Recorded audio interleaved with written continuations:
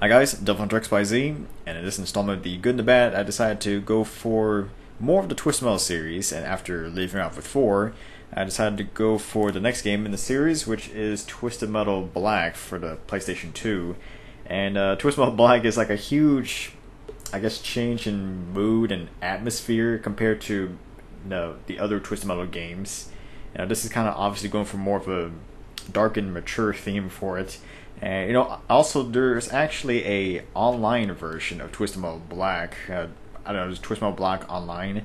I'm sad to say this is just the original version. This is all I got, and really I doubt there's any people even playing the online version as is. But it's still an option if you want to try it. So yeah, let's take a closer look at it.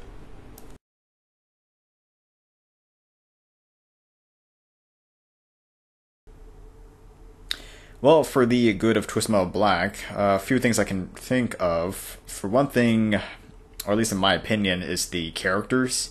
In previous Twisted Metal games, the characters were just there for the most part. They were iconic, but they were just mostly there. There really isn't any background information about the characters. But here in Black, it gives you like a prologue, a middle, and an epilogue for each character. So it kind of builds a story as to like why they are participating in the tournament, and also the fact that since this is more of a mature-based Twisted Metal game, all the contestants are convicted felons. So yeah, a really good twist to that. Second, I would have to say the weapons. The weapons in this game kind of seem more, I guess, more universal. You're spending a lot more time using the different weapons that are out there. I'd say in previous games, you're mostly just sticking with missiles for the most part, because those are the most reliable ones to use. The fire, homing, sometimes power. But here they got some more unique weapons like satellites, zooming rockets. Of course, you have your environmental attacks that you can use. Actually, I think the environmental attacks were probably the first time used in this. Well, technically. I mean, it's made an actual equipment, but yeah.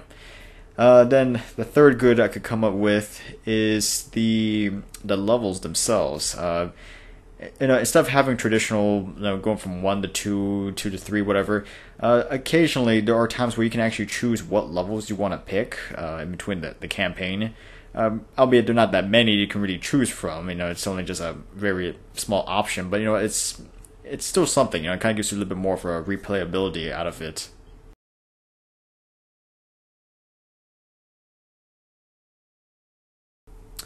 Well, for the bad, there are two things I can say that I don't really care for in this game. One would have to be the controls.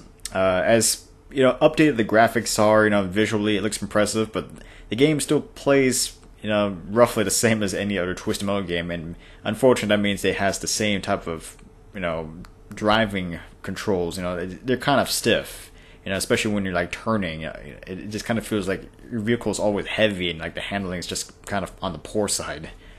And then second, I would have to say is, in my opinion, I think the game is a little bit on the easy side, like a little bit too easy.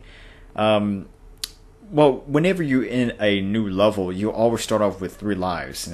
It's not like you have 3 lives for the entire game. You have 3 lives per level. So I mean, you could really play badly and still manage to still come out on top. And then once you hit to the next level, your lives reset to 3. So it kind of doesn't really matter if you're really even trying that much. And especially also the fact that you can even save in between the games. So it doesn't really make much sense either. What's the point of having pretty much all these lives and then having a save function? It just kind of seems make the game a little bit easier than it needs to be.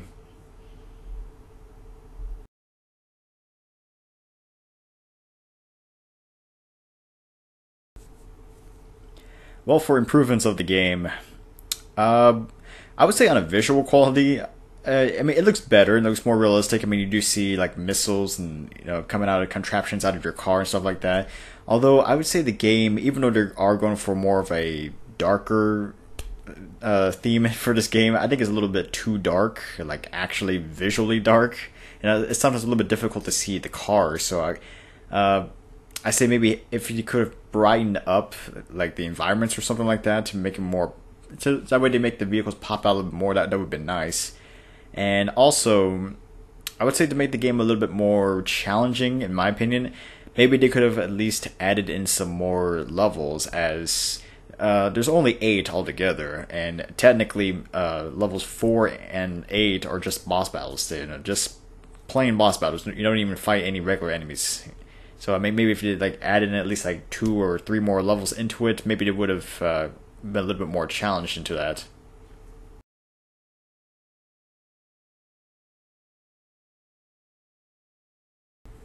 Well, overall, I say Twisted Metal Black is not too bad of a game. You know, not too bad of a sequel. And I guess you can say it's kind of like the reboot to Twisted Metal. I'm not really sure if you want to call it that, but I mean, it plays like Twisted Metal. It feels like Twisted Metal, but it's just the darkened tone and the mature content is just something you have to really get used to.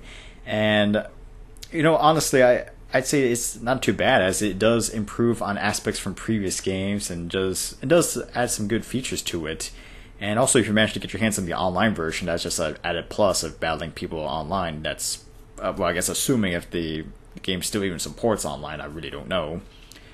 And I guess overall, I would say Twisted Metal Black earns a score of an 8 out of 10. It still holds up pretty well, and you know, it's still a pretty fun game to even play even to this day. And I say get your hands on it if you can. I'm pretty sure it's pretty cheap for the PlayStation 2. And actually, you know what? I'm pretty sure it's even cheap also on the PlayStation 4, as it was also a re-release on the PlayStation 4, you know, for their backwards compatibility contents, somewhat backwards compatible, I don't know. But it also has its dedicated trophy list on it. So if you want to do some good trophy hunting on a classic game, I say go for that on the PlayStation 4.